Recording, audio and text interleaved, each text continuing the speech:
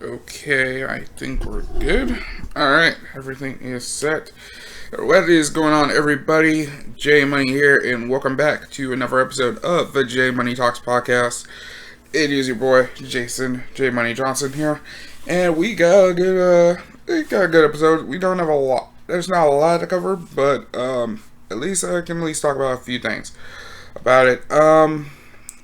It's a good amount, good chunk to go for. So, I think the first thing is, of course, Madden 21's rating system came out. Madden 21's ratings came out. More stuff going on in the bubble. Soccer's back, especially here in Louisville. Louisville City FC completely played in their very first game in their new stadium, which was broadcasted on national television. So that was a good thing there. And I think that's pretty much a good chunk of it to talk about. I think that's mostly the gist of what's going to be talking about. One of the big things right now we're going to talk about is the big issue that happened. Oh, I don't think it was. This is something that happened yesterday. There were a group of protesters that went to the Attorney General of Kentucky's house in Daniel Cameron. Daniel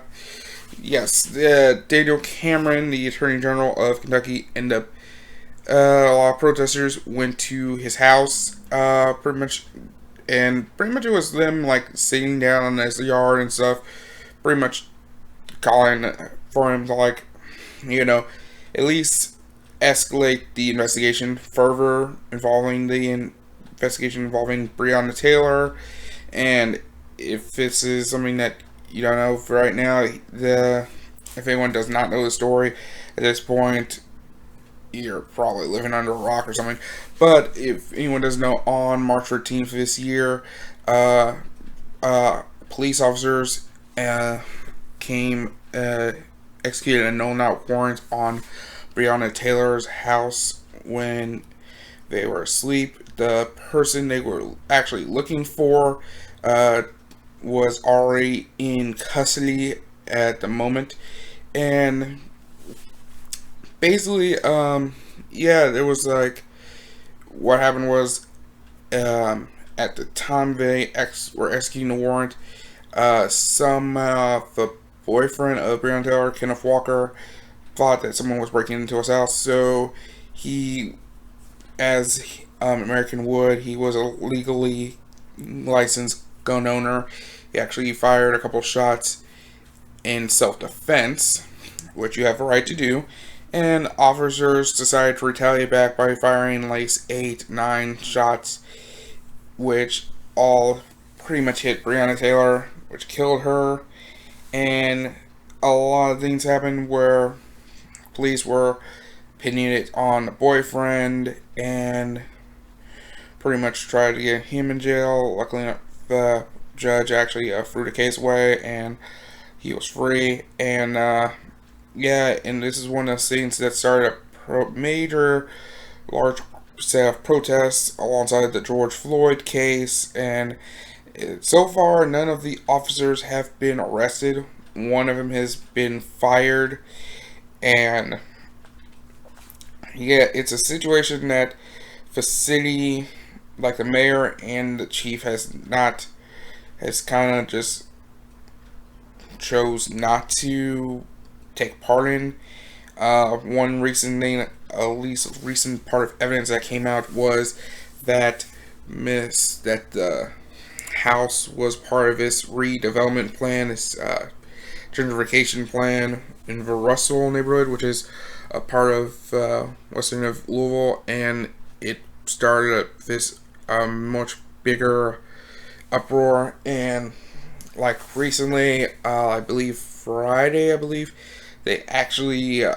the mayor was actually taking part of a ribbon cutting to open up this new apartment complex in Portland neighborhood. And small group of protesters, way the footage looked, I can't show you guys the footage because YouTube, but they actually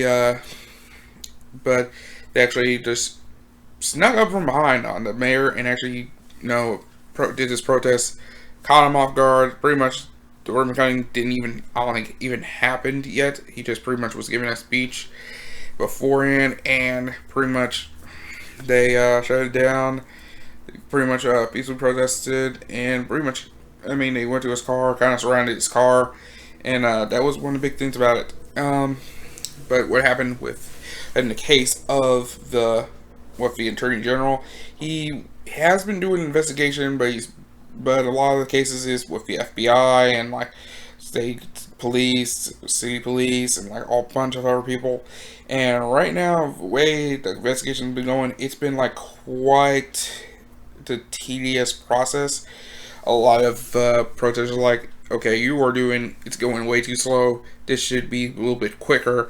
And the way he's responded with it is the justice system needs to be, as a process. I need you guys to please be patient with this. And to me, I'm kind of on the side of the protesters. To me, I think it's frustrating as well, because at this point, it's pretty much you're just doing nothing. You're just practically just saying, you're either, at this point, I already know what will probably happen is it's either A, the protest is gonna, you're going to either A, we have enough evidence to at least charge the officers, and we go for the whole due process, and somehow they end up being found not guilty, and the city is going to burn to the ground, which I already know is going to happen. Or option B, you decide there's not enough evidence to make a case for this, so we're not going to try them, and the city's going to burn to the ground, pretty much. To me, either way, the city's going to burn to the ground. But to me, what I think, as if you were the Attorney General, if I was the Attorney General at this point, okay, we have an investigation going on involving the officers involved. Until this investigation is thoroughly completed, we recommend that the officers that are being accused of this crime be suspended indefinitely without pay. And now, if there is a case, then they can fire them. If there isn't a case, then of course the city will work out a way to compensate them for time lost. And it's not a bad thing, but at least that's a step in the right direction. I think that's a reasonable thing for the Attorney General to do. And that's what I believe. And so what happened yesterday? Yesterday, pretty much a group of protesters, organized by like two national groups, pretty much all executed this incident in question, and they actually did an interesting thing. It was quite a smart thing. I mean, when I looked at this, like the footage and some of the stuff that happened, a lot of them, like, pretty much sat on his front yard, or pretty much just sat there, did nothing. And there was a group of people outside that were standing outside of his yard and stuff, pretty much just screaming, "Oh, justice, no peace," and like say her name, and like pretty much the normal chants that was been going on for the past like 46. I think this is day 46, I believe. And this is something that's been still ongoing. To this point, it's still ongoing. Police then arrived. They actually arrested them for pretty much, in this case, trespassing. And pretty much at the end of it, it was 87 people who protested that got arrested, ended up being arrested. 87 people. One of them was some Porsche something. It was from like the Real Housewives of Atlanta, which I've never watched it before, but she was on people who were arrested, and this was a big thing. And basically, what I think one of the organizers was interviewed on television said that this is something that we plan on doing if Attorney General does not like this escalation of things, then you should make a judgment more quicker, and make this case go through more quicker. And I think he should. At this point, if I was the Attorney General, my personal opinion is to this, it is something to do with the city police, the mayor, like some of this stuff. You should tell them, listen, I'm going to give you guys a 60-day hard limit. If you cannot produce any evidence in the next 60 days, then you guys are immediately done. Like, you guys have to, pack it up. Like, and to me, this is I agree with a lot of people. This is frustrating, and I think at this point that they need to do something. I think they should pursue this. That they should continue putting pressure on a lot of people. Like, at least come clean and come through with at least truth. And to me, it should be like a thing that has to be done. Like, it's I think it's a lot of things right now. I think there's an outside group that's investigating the city's police department, LMPD, and the mayor as well, look into like how they're handling the case. And there's probably someone who's withholding evidence, or someone burned some evidence, or shredded some evidence, or something has to be going on right now. And I don't blame a lot of people for wanting to take chances with him. Because me, this is something that needs to be done. Hopefully this will be something that's taken care of very soon and very quickly. And so yeah, that's my little nugget there. So one of the things is, moving on, Russia has actually made a vaccine. It's actually probably came up with a vaccine for the coronavirus. So that's something I'm hearing that is now a thing. The side effects are like pretty much like something that you get like a normal vaccine, like fatigue, headache, chills, some muscle pain, because most of the, and like I think I guess there'll probably be a little bit more swelling around where the shot was placed at, so that might be the case there. But yeah, the biggest thing I can say is that's a good thing to know that Russia has one. I think America, some U.S. Group actually has one ready to do clinical trials for. If I have taken the test yet, not yet. I do plan on taking it sometime soon, hopefully. I think the recent group actually made something where you can figure out your coronavirus vaccine. It test you for coronavirus, I think, just by using your saliva, which makes it easier instead of having to jam this nose swab up your nose, which pretty much, yeah, which I'm like, ugh. That was quite uncomfortable for me. But other than that, if I had to take it, I'll take it. But yeah, it's to me, I'm like, if there is vaccine coming through, hopefully this is something that we can all use. Like, we can all take the shot. Because the last thing I think that needs to be done is somehow some pharmaceutical company creating the vaccine and is paying some exorbitant amount of money to take it, which I think is stupid and pointless. This is something that is affecting everyone at an increasingly rapid rate, especially here in this country.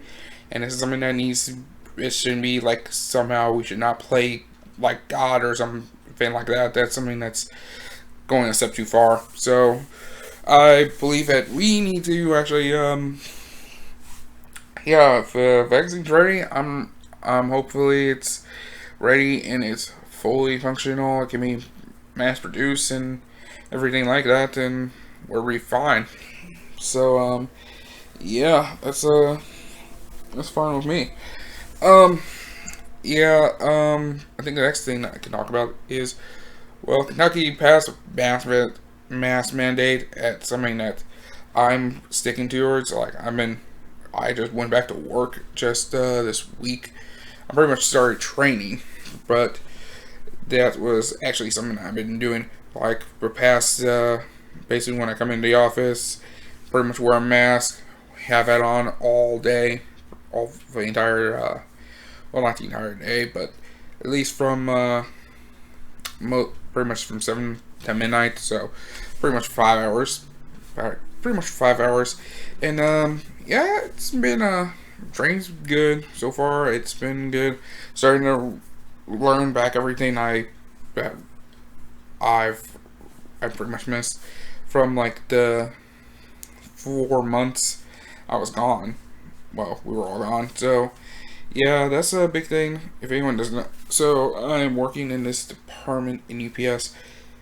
It kind of also pretty much helping process like the shipments that's going out to another country, like the import stuff. So yeah, that's one of the things that's going on, and yeah, I'll be working. So I'm doing my training right now.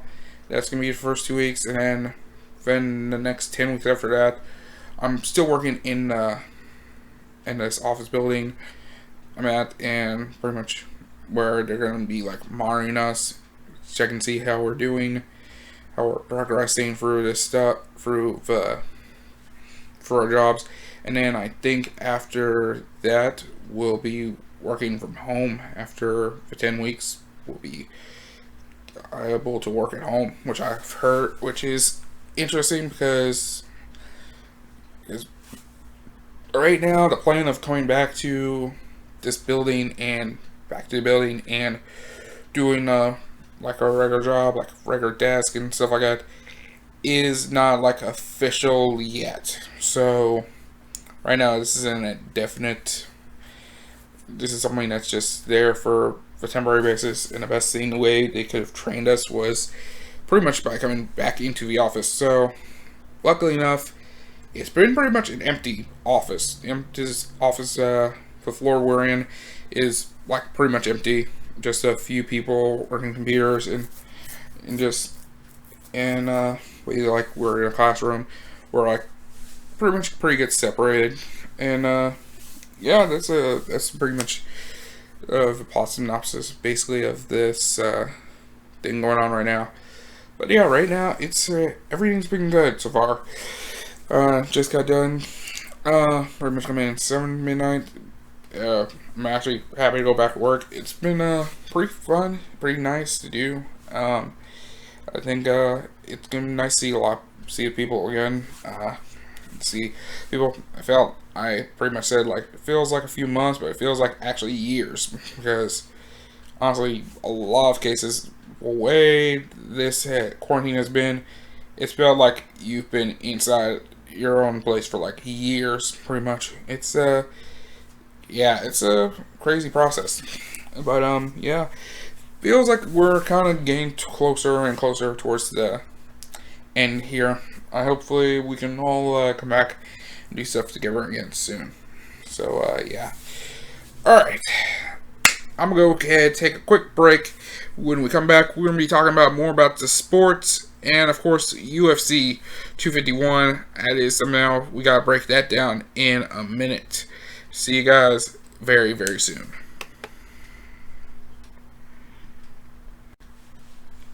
Alright. Welcome back, everybody. We are back live on the podcast. So we're actually going to go through the UFC 251 results. Break down at least every results here. First one was the first fight of the UFC event, and at UFC 251 on Fight Island, we had David Grant taking on Martin Day. David Grant wins the fight via knockout in 2 minutes 38 seconds of the third round, which I think he won via vicious left hook. I think after the fight, David Grant did tell Dana White, "I broke my jaw," and in that fight. So that was interesting. That is tough. Sun gun, pretty much a tough jaw. Pretty much gonna be drinking for a straw for a little bit, but hey, if it was worth winning a fight, it's something. So the next 3 fights went to decision. Carosa won in via decision spot against Vanessa Melo. William Pavia won via decision over Saga Sumagolov. Marcin Tibera took won via decision by defeating Maxim Grishin, and that was the early prelims. In the prelim card, there was like in the main prelim card, it was Leonardo Santos taking on Roman Bogatov, and Santos won that one by decision. In the featherweight division, Makwan Americani ended up defeating Denny Henry with some vicious anaconda choke, which was really interesting. I actually saw this. I don't think I saw the submission, but I did. I seen the submission via like pretty much like reactions and stuff, and it was pretty interesting. It was a pretty neat submission pull off, especially in the first round of the fight. It was actually pretty quick. So congratulations to Makwan Americani for that submission. In the welterweight division was pretty much Eliso Zaleski Dos Santos taking on Muslim Solikov. Solikov won that one by decision. Then in the featured bout in the light heavyweight division, Volkan Ozdemir taking on Jiri Prochaska, which is pretty much this. It was a young prospect who was offered a shot early on in the UFC, but was decided to decline it.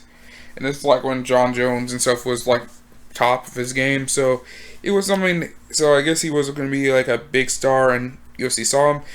Dude pretty much decided to decline it because he kind of wanted to brush up on his talents, which I understand completely. So he ends up coming in, and he ends up winning the fight pretty much in this very early in the second round, 49 seconds. I end up seeing him from his knockout, he ended up getting to him with a jab and then this right hand, and honestly just put Ozdemir for just to sleep. I was just like, woo!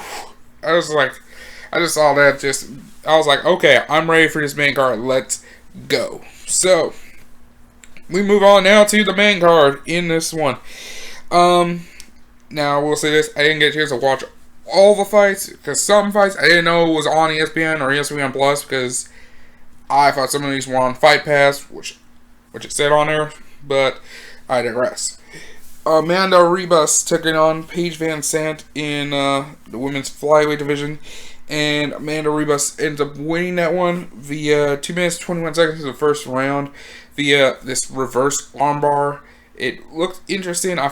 It looked like Paige Van Sant could find a way out of it, but it was like already locked in. So Paige Van Sant taps out. But yeah, it was a congratulations to Amanda Ribas.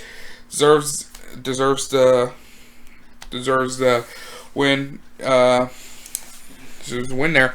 In the women's strawweight division, we got a rematch between Rose Namajunas and Jessica Andrade. This was a great fight.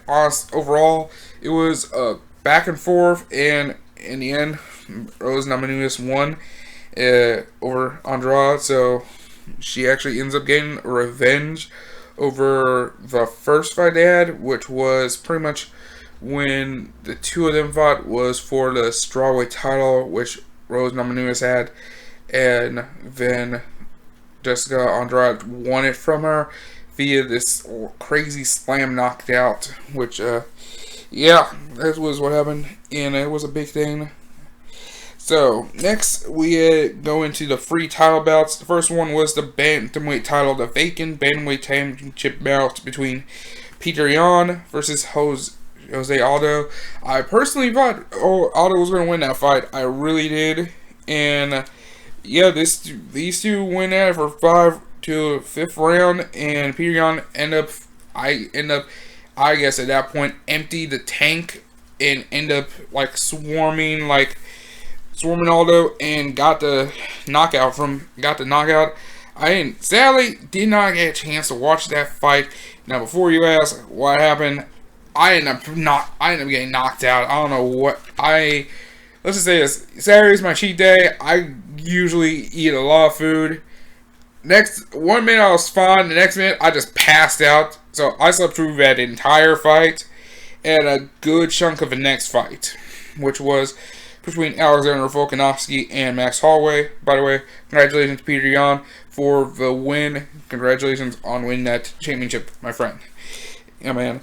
And we now have our co-main event, which is for the featherweight title. Alexander Volkanovski defends his title against Max Holloway, and this fight went full 5 rounds. It looked like it was back and forth the entire fight. It was kind of close, really close to call who was going to win, and it went to decision, and somehow it was won by Alexander Volkanovski. There was controversy about it, though.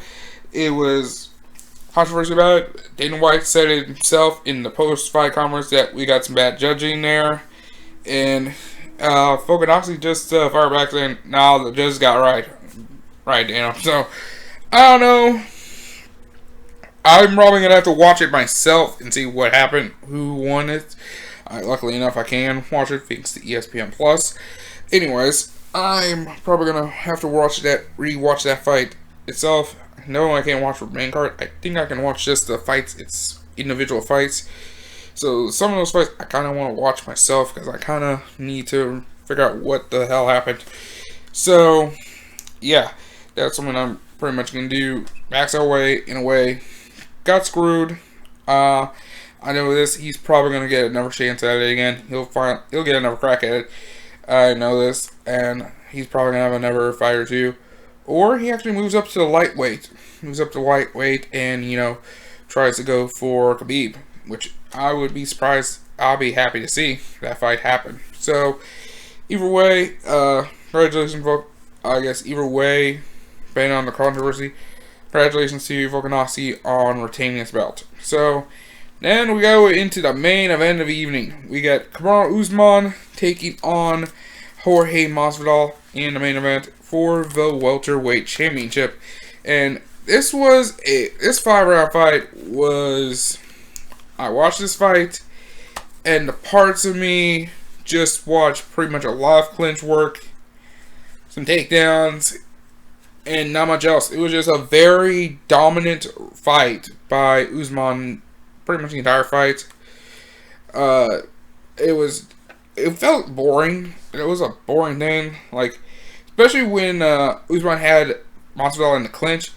Most of the stuff he didn't try to go for some knees or some kind of trying for some kind of elbow or something. No, it was just some of the stuff he did was just stomping at his feet, which I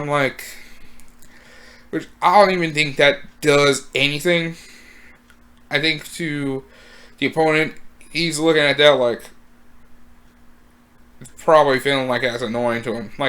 Masvidal just looked at it, just smiled at it, you think that's gonna do anything? You think that's, at least punch me in the face or some stuff? It was, I don't understand what the purpose of that was.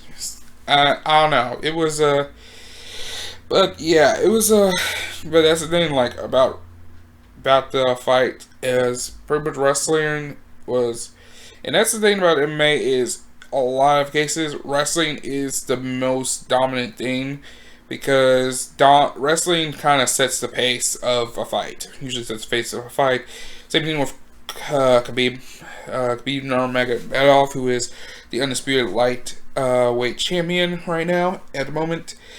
And yeah, he at least when he does wrestling and he goes for takedowns, he's mostly working his way into at least a submission or at least beating you up on the ground.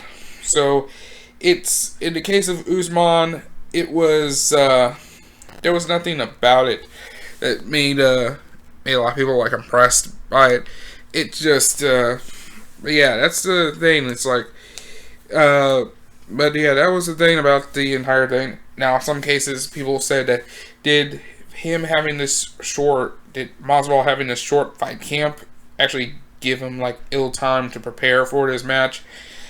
I kind of believe so, because a little bit of it, because especially he got this fight around like 6-7 days notice, especially the weight cut he had to do. Like, he had to cut 20 pounds in like 6-7 days, which I actually am now impressed. And now part of me is kind of questioning, kind of want to know how he did it, because I mean, if he can lose 20 pounds that quickly, I think, now I kind of, no offense, I kind of would like to lose a good 20 pounds to get back to at least, because I was, before quarantine started, was around 280, 278, so I kind of would like to know his diet, how he did that, because I need to lose some pounds myself.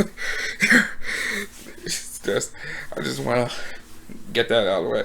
But yeah, that's a big thing. I am really interested in knowing what it was they did, because there are some things about it that I'm interested in knowing, and I need to see how this went down. So, but yeah, that was the big thing. It was a good, but right now the card was pretty good. I mean, it was a sad card. Was like one of those big things. It did eclipse like over 1 million pay-per-view buys. It was the biggest draw for a pay-per-view since 2018, which I think the closest I was probably like one of Connor's fights. I think it was the McGregor Eddie Alvarez fight, I believe, when they were in New York City. I don't know which one it was that big, so I might have to look into that. But that is a big draw, right? Excuse me. But yeah, that is a big fight for me. I do want to see more of Masvidal in the future. I will be in we see more fights. They say in there they're looking into doing more, having a card in New Zealand and Australia, which I am excited, which I'll be happy for, because we might get to see more Stylebender in this. We get to see more Stylebender, which I'm excited for that. And yeah, that's a big yeah, the card looked pretty good. I need to see there's probably some fights I kind of need to rewatch, because I kind of want to get that more ingrained in what happened each fight, and I have more of an idea of what's going on. Anyways, but yeah, this Wednesday, they actually, well, in this case, tonight, which is by the time you guys see it on Wednesday, there is another card in Fight Island. Main event is between Dan Ige versus Calvin Cotter in the, I believe it is the featherweight division, I believe. Let me look here on the iPad, on my tablet.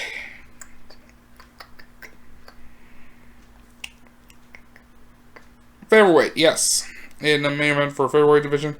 So this is actually somehow winner of that is probably going to move up in division.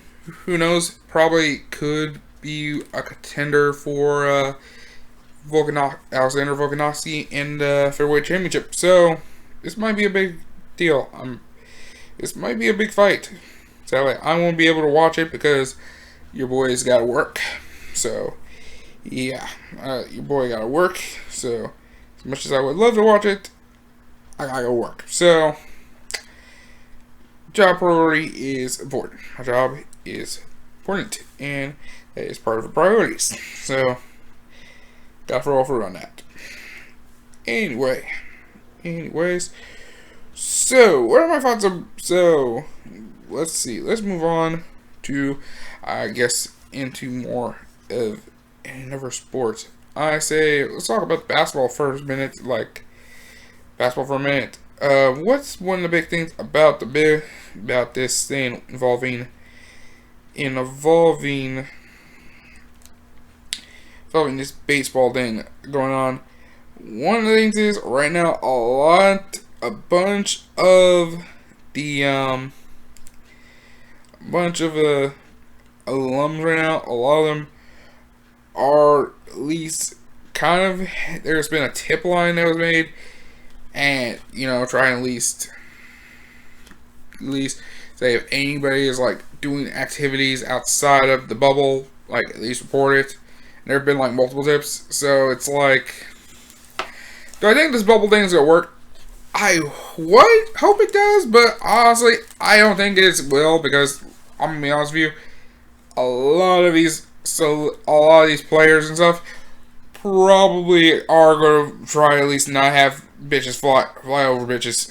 So, not going to be trying to not fly over bitches. So, yeah. So, I don't know about you, but there's some, I think this is a big thing that's going on. I don't know much about this entire thing going on with the NFL. NFL, I think they're on time to training camp. They actually just unveiled face shields. Oakley, who makes like sunglasses, ended up unveiling this new face shield. It looks interesting. I think they're starting to do tests on it with players and stuff, see how this feels, how it works, and see if it does anything. But yeah, it is something that's going to be interesting to see and how this happens, because a big thing is right now that it's going to be interesting. Okay, well, I got this recent headline actually that just popped up. So it turns out another player, Houston Texans wide receiver Kenny Stills was actually arrested participating at the protest, and in the home of Kentucky's Attorney General Cameron. So it turns out if you don't know what it is, it says here he was booked in the jail at 11:36 local time, and he was charged with intimidating a participant in the legal process, a felony according to Louisville's jail booking law. He was also charged with misdemeanor disorderly conduct and criminal trespass. So yes, Kenny Stills is actually.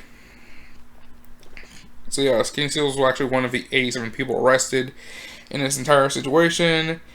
He says here he was released from jail early this morning. Posted a video on Instagram Live saying he was safe. In this video, he said, "We just want justice. We just want Breonna Taylor's killers arrested." The police spokesman told local media outlets all the protesters, including Stills, were given a chance to leave Cameron's home before being arrested.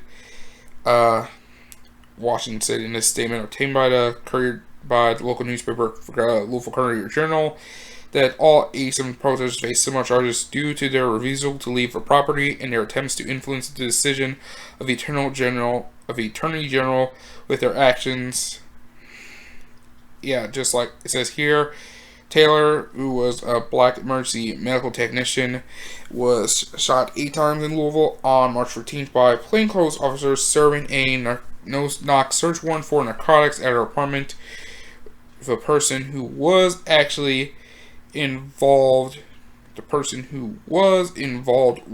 the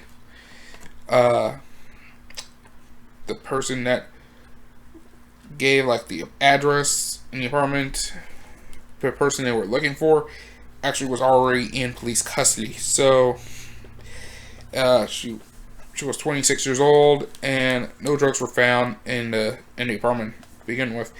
So over the past, and this has been a process that's been going on for the past pretty much 46 days. I think this is about to be day 40.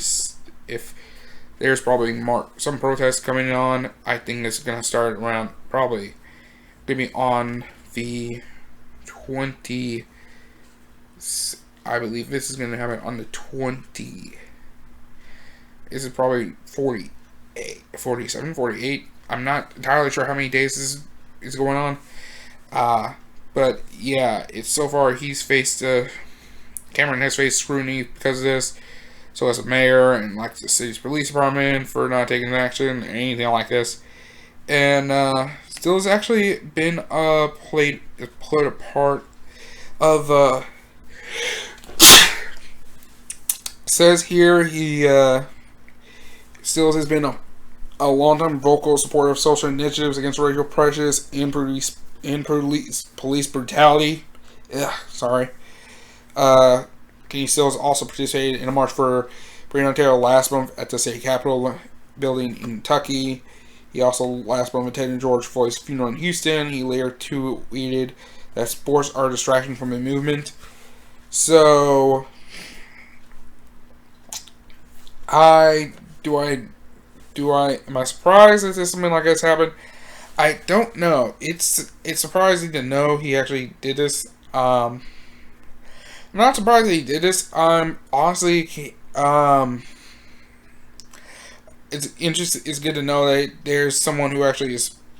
He's one of the voices in this entire situation, and yeah, that's a big. That's something that's different from like a lot of the cases that's been going on, and yeah. So let me see. So yesterday, the Browns and Myles Garrett finalized this $125 million extension, 5 years. So pretty much $25 million a year. Okay, the deal is actually worth $144 million in 7 years.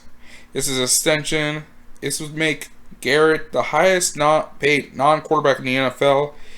He is which is quite interesting to know. This is actually what he's getting. And I think he deserves it because he deserves it because prior to this last season he had 10 sacks in 10 games that previous season. Then of course, if anyone doesn't know, he got suspended the last 6 games because Steelers quarterback Mason Rudolph allegedly, we're going to say allegedly here because we don't know the full details. Allegedly, Mason Rudolph said the N-word in his face and also tried to pull on his helmet. Myles Garrett decided, no, give me that helmet, and pretty much bonked him over the head with it, which was an interesting situation. So, because of this, in average annual salary, he is going to surpass Khalil Mack by at least $1.5 million, according to $1.5 million. So, $25 million a year. It means he's pretty much going to make $25 million a year, which is more than the $23.5 million Khalil Mack has, who is currently with the Chicago Bears. Ugh. I'm so sorry, everybody. I am having a hard time talking right now. Yeah. I am really, I'm not tired or anything. I'm not drunk or anything. I'm having a hard time just talking. So, let me see. We can get. So, I think the next big thing is baseball is supposed to be coming back. The hard thing is right now for the one team in Canada that plays in Major League Baseball, and that is of course Toronto Blue Jays. They're having a hard time trying to at least get players like in and out of the country, and especially in country. Because in Canada, the law is if you're coming from the United States to Canada, you have to spend 2 weeks in quarantine after arriving. Like, it's in media 2 weeks quarantine, which is kind of tough to do, especially for Blue Jays. If you got a 6-game homestand, you're playing against, like, say, like 3 games against, like, the Yankees, and then another 3 games against the Red Sox. That's some difficulty to pull off, and it's one of the things they said was there was a few alternatives they can do. Is one of the things is try at least beg the Canadian government for an exemption to this rule, to this law, and or let the team play in Buffalo, New York, which has a minor league affiliate. I think the Blue Jays has this minor league affiliate in Buffalo, New York, and let them play their games there and home games there, which kind of breaks the rule, which is one way I think that can work. Another thing they could do is at least make a bubble, because actually in I forget the name of their I don't know the name of their ballpark actually, sadly, because I don't follow baseball that much. But inside their ballpark, there's a hotel attached to it, so they can just like, how about we make a bubble there, like a bubble there, that a bubble, and that could be like, no, that is something that works. I mean, right now, like based in hockey, like Vancouver and Edmonton are going to be like, I believe, are the two hub cities for the NHL when they come back into their playoffs. So there's some chances they can do some things like that, and I think they should. I think that's gonna be something that has to be done. My thing with feet. So what are my thoughts about the NBA stuff going on? The NBA so far is something that looks I think is gonna be interesting to see how this bubble is. I mean, right now it's now confirmed. Now this is something that confirmed, I believe, Monday or yesterday, that Russell Westbrook has tested positive for the coronavirus. He is quarantining. Him and Harden were the two players on the Rockets that weren't on the team plane or on the team bus to Orlando. So, yeah, that's something that I believe it's going to be the tough part is some of these motherfuckers not trying to go to either the strip clubs or the goddamn or flying bitches out. So that's the hard part there is for these players is trying to at least get them not into the whole situation there. Probably need to get me some water in a minute. Okay. Jeez. So yeah, I'm probably gonna have to get some water in a second. Yeah. I promise you, I do not have a corona. I don't know. I'll probably I might have to take a test at some point before the weekend or something, before this week's up. I don't know. But don't question if I have a corona. I don't have it yet. I don't know. Anyways, the whole NFL, looks like all out sports are coming in time. It's just there's a lot of things going on, especially like I think teams and stuff, and I think it's gonna be. But yeah, it's gonna be the question is like, you know, how to make sure these players, these teams are doing healthy. The soccer, the MLS back tournament, Nashville had to pull out because of an influx of positive tests and the monster team, and I think probably Dallas had to pull out because of that, of tests, and a few others. Yeah, right now it's gonna be a question of who can we at least. It's gonna be a question of like who's. Man, do I think fans will come back in? I think so, but it's somehow something that's gonna be like you have to make sure everyone wears a mask and people social distance. That's a big factor there. If not, then yeah, there's no reason football. I don't know if football can get a lot of fans. It's us if you do, there's gonna be like a point where it's like the tickets are probably gonna be expensive, and if that priority is going towards the season ticket holders, then in that case that makes sense. That's why I'm probably not going to any football games, sadly. I mean, I'm interested in going to mostly the Ravens Chiefs game on Night Football and a couple others. But yeah, there's a big thing about this, and I think it's gonna be something that will be discussed in the future. So yeah, we're gonna go ahead and take a break real quick. I'm gonna get me some water, and yeah, we'll be right back. We're probably gonna talk about Madden 24, Madden 21, their ratings, what I think about it, some of the stuff in there, and yeah, we'll get into that in a minute, and we'll be right back after this break. Don't go anywhere, folks. And we're back, ladies and gentlemen. My apologies for being late. I pretty much had to take care of some business and pretty much cook a meal. So I didn't got much time because I gotta go back. I gotta prep meals for work. But let's cover a couple things. So, breaking news here.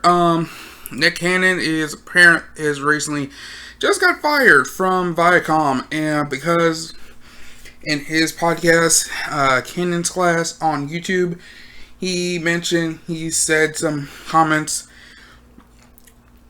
pretty much calling white people savages, evil, some presumably anti-Semitic comments, and I haven't got a chance to listen to it. Do I think Nick Cannon is wrong for what he said? Not really, but actions do speak louder than words, and some of the stuff has been seen over years. It kind of shows that he is kind of in the right. So,